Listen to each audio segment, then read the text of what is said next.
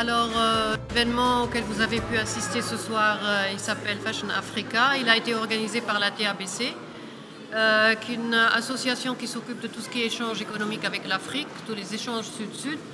Cette association, elle a fait appel à nous, donc à ma société de design qui s'appelle Aida Adel Design Hub, pour être les curateurs et les organisateurs du défilé. Curateurs, c'est-à-dire qu'on s'est occupé de tout ce qui est contenu du défilé, donc le choix des créateurs et éventuellement l'assistance pour la création, la finalisation des collections, etc., la mise en avant de l'image, le texte de présentation, tout ça, parce que notre société, elle fait aussi ce qu'on appelle le coaching créatif.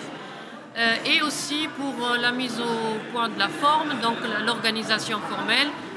Et voilà, ça fait un mois qu'on a été contacté par l'association. Et en ce mois-là, on a eu à trouver des créateurs tunisiens. C'était facile pour nous de par notre spécialité. Donc c'est un peu la boîte, elle s'occupe de toute façon du lancement de jeunes créateurs tunisiens. Mais il fallait aussi trouver des créateurs subsahariens installés en Tunisie, ce qui était un peu plus difficile. Mais on a eu le plaisir donc de pouvoir présenter deux sociétés subsahariennes installées en Tunisie, travaillant ici et voulant rester ici. Donc c'est intéressant pour l'association pour commencer à instaurer les relations qui vont suivre après et qui seraient donc des relations économiques.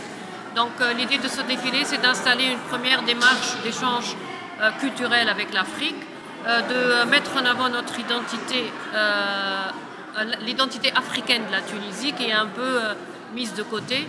Donc l'idée, c'est de mettre en avant cette ouverture que peut avoir la Tunisie pour l'Afrique en présentant des collections inspirées de l'Afrique par des Tunisiens, mais aussi par des subsahariens.